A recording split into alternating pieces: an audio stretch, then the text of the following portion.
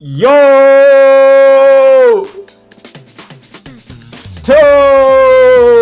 Welcome back to another video, man. Today, you got some JxmyHighroller. Welcome to the NBA. You feel me? The NBA just started. You feel me? Everybody going off. Wimpy went off. Giannis went off. You feel me? Tyrese Maxey went off. VJ Edgecombe went off. There's a lot of people, you know what I'm saying, having a great start to the season right now. But the main one with Curry just dropped, Aaron Gordon just dropped 50 on the Golden State Warriors, and they still lost. Curry dropped like 47. Everybody going off in the start of the season, bro. I ain't gonna lie, bro. Everybody having a good start, making a good case. Shea, I wouldn't even say Shea went off because that nigga shot like 24 free throws. Do not count those. I do not care. How the hell you shoot 24 free throws in a game? Not a game. But Luka went off. You feel me? A lot of people going off in the NBA, bruh. JxmyHighroller looking like he's about to talk about Wimpy. The thumbnail was Wimpy and yelling at Cooper Flag. So I'm assuming they're talking about that game. But football Sunday tomorrow. Who the Giants facing the Eagles. We're kind of banged up right now. A lot of people are going to go out or questionable. But we gotta you know what I'm saying? We gotta push on. I want to get these reactions out before I get in the bad mood if we lose tomorrow, bro. I gotta record these videos, but that's enough of me yapping. Make sure I like, subscribe. Check out the second channel. I'm posting Dispatch. The second episode should come out either this weekend or before Monday, Tuesday, before then. But yeah, check out the Patreon. Patreon coming back up on Monday. Back watching Snowfall, and yeah. Let's get into this video, man. JxmyHighroller, show me what you got, twin. Show me what you got, twin. El Clasico about to come up too.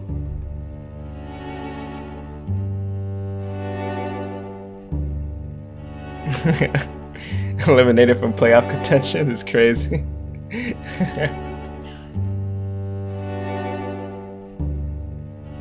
What the fuck?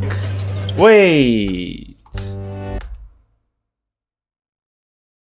Oh nah, niggas is nah, bro. Oh yeah, I seen this. That's bad. Like Katie and shit mixed together, my dog. That's how I know you ain't watching the game. You're not watching the games, Pete. That's how I know you ain't watching the game. My brothers, it's a new NBA season, and you know what that means. New faces, new contenders, and a new batch of some of the most appalling takes you've ever seen in your life. Oh, NBC back with the bro. Oh my god, that drink is like crazy. NBC got the NBA back on them. Shit's crazy, bro. I ain't gonna lie. During this time of the year, everything popping.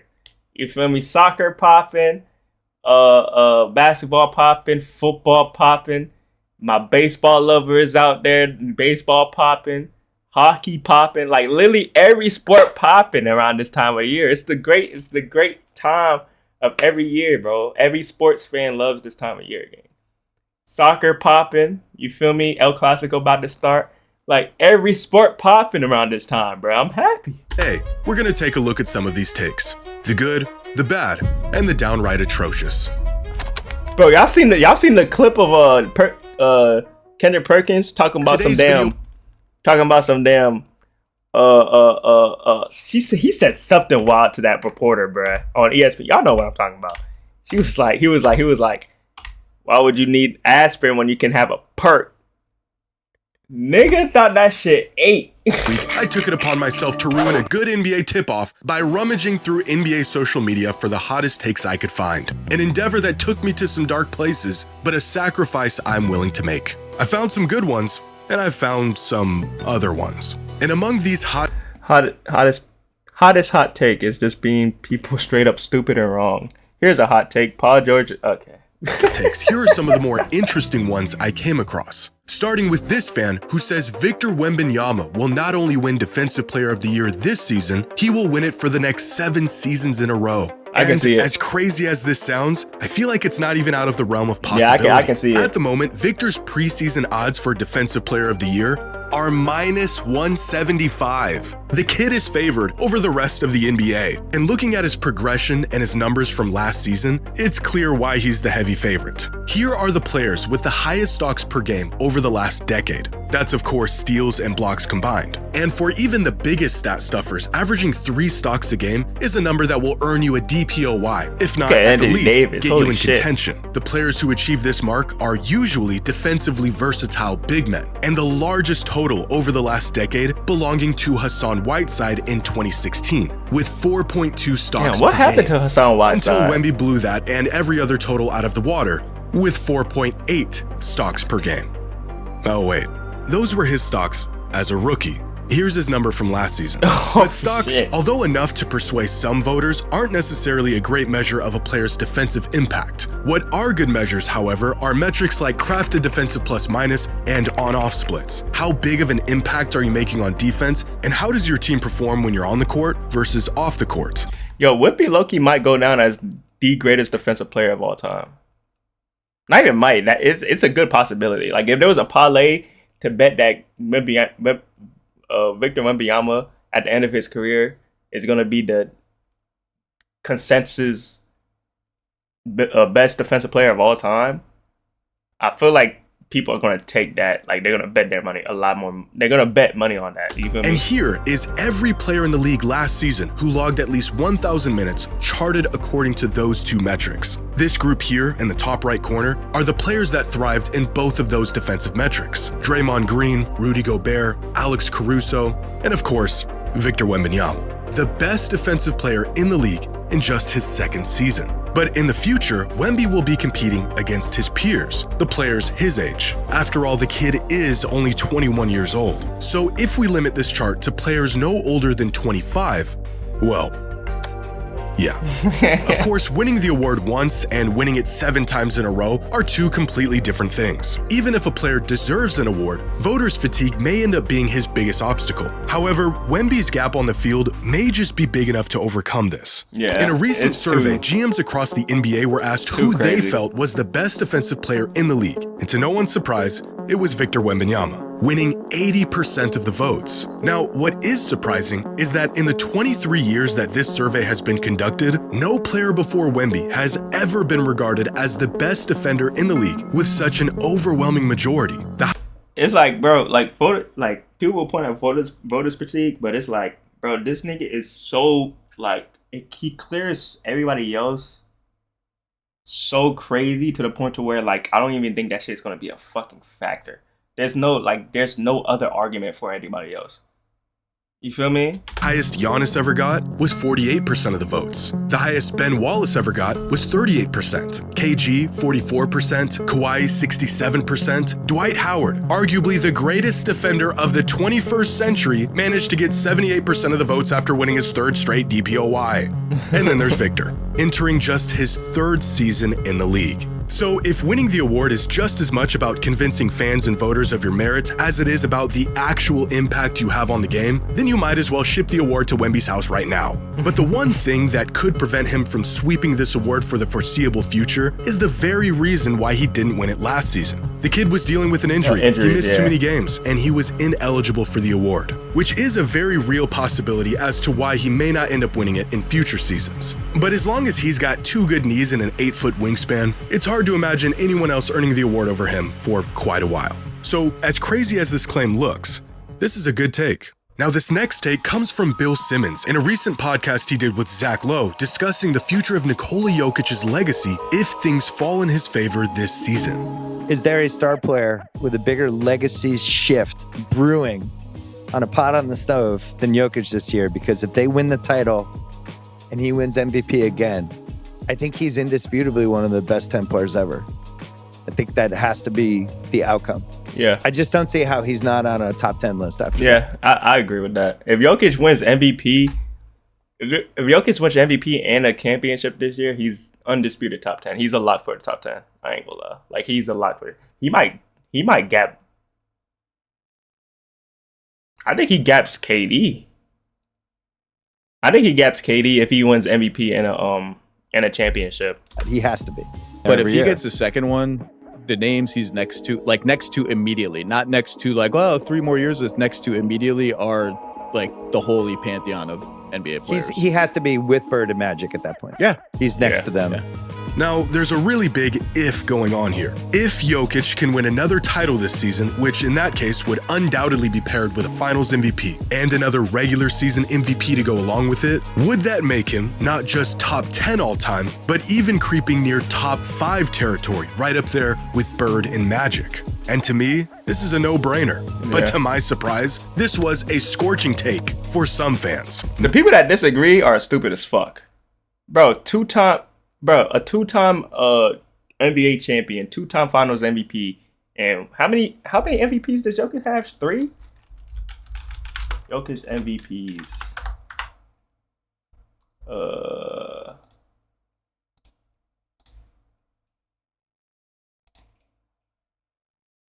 Yeah, he has 3. So he'll have 4 MVPs.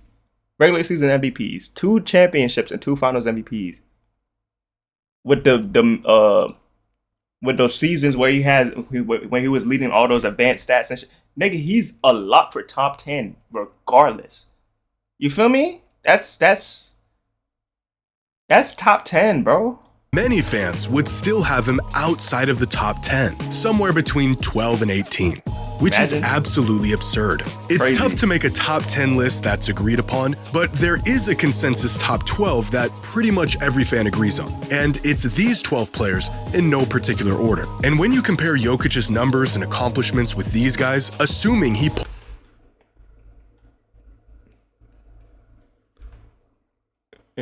pulls off the season Simmons described, Jokic... I'm not gonna lie.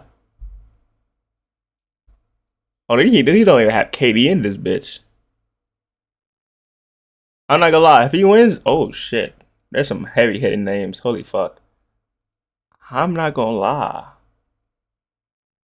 Is it crazy to say if he wins another championship with another finals MVP, regular season MVP, that he gaps Curry in the all-time list? I'm not saying he is, but I'm just saying, I'm just putting it in. It's a discussion that be had.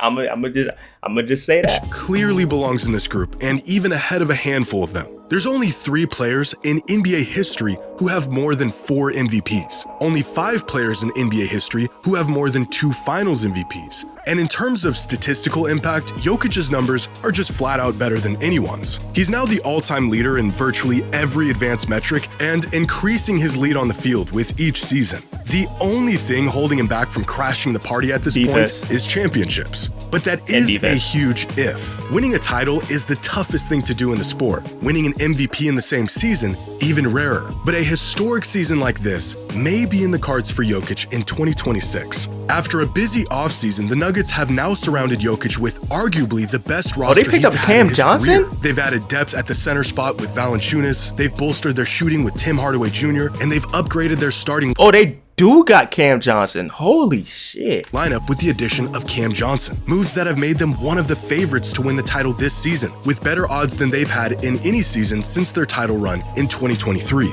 And in terms of an MVP, there is no player more perpetual and inevitable than Jokic. The guy always plays, his numbers are insane, and they haven't budged in a half a decade. His team looks to be better, so they're set up nicely to grab a top seed. And after averaging a 30-point triple-double last season and still coming up short in the MVP race, I wouldn't be surprised if they did get Cam Johnson off of Michael Porter Jr. I forgot about that. MVP narrative is in his favor this season, similar to what happened in 2024 after losing to Embiid in the previous season. In pretty much any other scenario, it would be comical to hint at a player having a historic season like this. But this is prime Nikola Jokic we're talking about, coming off the best individual season of his career with possibly the best roster of his career. And if he could pull it off, I agree with Bill. He would undeniably be a top 10 player of all time with the likes of Bird and Magic. This is a great take. Now, this next take comes from a fan who says Joel Embiid will go down as the biggest what if in NBA history. And although I don't agree with this take, it is nice to see some Embiid appreciation every once in a while. Yeah, it's hard to like. I really think he really pushed himself. Like the year that he won MVP, I feel like he really pushed himself to get it, and then after that is like it just went down here. It's hard, bro. Like his whole career is just derailed by injuries. Even when he got into the league, he missed, I think, like his first year of 2 years of out for injury, bro. Like his whole career is just derailed by injuries, bro. But it's like at his best, he was up there with Giannis and Jokic. So Embiid, he was like an undisputed number 3. Like no one else was like in my mind, it's Jokic, Giannis in tier 1, and then everybody else. But Embiid at his best was up in that tier one as well. He was consensus number 3. Like he was a lock for number 3. has been dragged down by injuries about as much as any superstar of the 21st century, even to the extent where the word retirement was being thrown around 18 months after he won an MVP. And after recent physical evaluations, it appears that we will unfortunately never see MVP caliber Embiid again. Now, I understand why a lot of people couldn't care less about the man's game. His headache-inducing playstyle, the annual playoff regression, the fact that he's intentionally ducked Jokic on numerous occasions. There's always something going on with Embiid. But I could recognize these faults and still see that the guy is one of the most dominant forces of his generation. This is a player who averaged 32 and 11 a night for a 4-season stretch, averaged more points than minutes for an entire season. The only player to do this since Wilt Chamberlain. Less than 2 years ago, Embiid had a 23-game stretch where he averaged 40 points a game on 69% true shooting.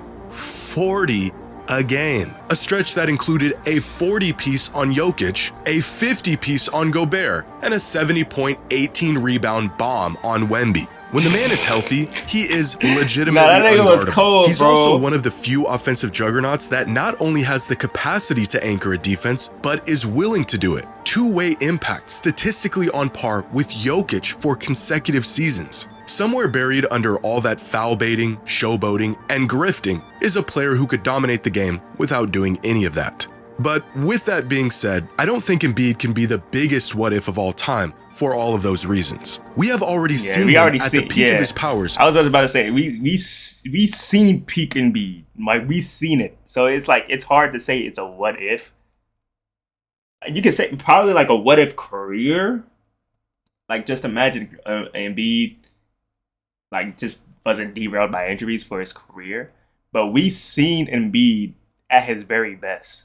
And he won the MVP off of it. So it's like we seen it. We seen how good he is. For multiple seasons. Insane individual numbers that never culminated into any tangible success in the postseason. Whereas other big what-ifs like Derrick Rose and Bill Walton were league MVPs with playoff success, but sustained career-altering injuries before they even hit their peak. They were proven formulas who got hurt the moment they were impacting the league. There's also the what-ifs in the form of players who had all the potential in the world, but got hurt before they could even tap into it. Yeah. Greg Oden, Penny Hardaway, Brandon Roy, Grant Hill, reduced to a fraction of their abilities so early in their careers, all we were left wondering is what if they hadn't gotten hurt? Having a near career-ending injury just 33 games after hoisting an MVP trophy will certainly get your name thrown into some what-if conversations. But sustaining that injury at 30 is a lot different than sustaining it at 23. For the better part of a decade, we saw the extent to which Embiid could dominate games, so there really isn't much what-if left in the tank. If anything, I would put him in the "it's a shame this guy couldn't stay healthy" category, with players like Tracy McGrady, Kawhi Leonard, Yao Ming, Amari Stoudemire, all-time talents who met their potential but couldn't put it together for more than a season or two at a time without their bodies failing them. Joel Embiid is prolifically underappreciated as a player, but I don't think he's nearly the biggest what-if in NBA history. Now, our last take comes from a fan who says the NBA is too talented, stating that the globalization of the game, the increased talent pool, and the new second apron have made teams impatient and left a lot of NBA caliber players out of a job. And although I understand the sentiment, and the NBA is certainly the most talented it's like ever. Victor Oladipo doesn't have a job. Let that sink in. Victor Oladipo does that. I know he's out of his prime and he was derailed by injuries, but it's Victor Oladipo, my nigga, that we're talking about. Victor Oladipo is playing overseas. He's not in the NBA. That's crazy to think about, bro. Ben, I don't think the NBA is too talented. The reason why we're now seeing so many talented, capable players miss out on roster spots is because not only has the floor for NBA talent increased drastically over the last decade, but because teams have also gotten drastically smarter over the last decade. Talent alone, for the most part, is no longer enough to keep a spot in the league. Organizations are now prioritizing things like fit and a player's role and how they can contribute and blend into a system over sheer talent and skill set. And regardless of how talented you are, unless you're a superstar, if you aren't a good fit, you won't have a place in the league. And you know the reason for that? You know the reason why people were just going for talent, more so than like fit? It's because they see in LeBron fucking carry teams to the finals for 10 straight years. So it's like, oh, let's just stack up talent to wit's end. You feel me? And they're going to figure it out some way. You know what I'm saying? But now that I think of it as like, for comparison, think of it as like a, like the Messi Neymar, I said Messi Neymar, Messi Ronaldo situation, right? The Ballon d'Or was sporadic, right? Anybody could win the Ballon d'Or. Then Messi won it, and then it just had a chain reaction of these two behemoths of soccer players, like Messi and Ronaldo, just winning it back to back, to where now that they're out of their prime, they're out of their prime, they're not winning Ballon d'Ors no more. Now it's sporadic again, and it's like a parallel to the NBA because it's like the NBA seen LeBron go to the finals 10 straight years, something crazy, like 10 straight years, and they're like, okay, we just need talent. And, they try to, NBA teams see that and be like, they're trying to replicate that. Like, hey, we just need talent. Because look at what talent gets the Cleveland Cavaliers. You feel me? Look what talent gets the Miami Heat. You know what I'm saying? Let's see what talent gives the Los Angeles Lakers. You feel me? If you just have talent, they're going to figure it out, whatever. You feel me? But not everybody is LeBron. You know what I'm saying? So now niggas is realizing that, NBA teams are realizing that, and owners are realizing that, and they're like, okay, these niggas are not LeBron. These niggas can't just fucking shoulder their teams and just carry them to the finals on talent alone. We have to actually build around our team. You feel me? And that's the same thing with the Cristiano Ronaldo and Messi situation, to where it's like we got so used to seeing these two behemoths playing for so long, we thought it was the norm, So when they dropped out of their prime and they started winning Ballon d'Ors, it came down from the peak of their powers. We're looking at all these other players like, these niggas are not as good as, you know what I'm saying? And it's like, obviously, because these niggas were on like a different fucking planet, you know what I'm saying? This has led to a lot of ultra-talented players completely sitting out of lineups or getting relegated to the G League or overseas, and fans asking, how is that guy not in the league? And the answer usually isn't that they weren't good enough. It's that they weren't a good fit. The inverse of this is also true. Players of lesser talent can end up getting roster spots these days because they may have a specific skill set that fits what a team needs, and they're willing to play into that role. There used to be a time where you could say with confidence that the most talented basketball players in the world were all in the NBA. In fact, before the boom of foreign talent in an expansion league, you could argue that there was a time where the NBA had more roster spots than there were NBA caliber players. But this is no longer the case. Today, there are more players with NBA talent than there are NBA jobs, and more NBA level players not in the NBA than ever before. And while the talent pool continues to grow seemingly exponentially, the number of roster spots has stayed the same. But you can still find examples today of players who are so talented: DeAndre Ayton, Russell Westbrook, Ben Simmons, and on the upper end, Jordan Poole, D'Angelo Russell, Zach LaVine, that teams are more than happy to pay up and have them on their roster regardless regardless of if their playstyle or skill set is conducive to the system. And this approach just isn't good enough to win games in today's NBA. And I think as teams continue to get smarter, we'll see less of this and see even more talent leak out of the NBA. Recently on his podcast, Jaylen Brown had a great take on this. There's so many talented players that are not in the NBA. NBA, I don't think, is the best talent in the world currently right now. They're taking like the utility guy draft approach, where they just drafting guys that they know are not going to be stars, but will be great role players to develop. So the actually most talented players, it's a lot of talented guys that's not in the NBA right now. I agree with that.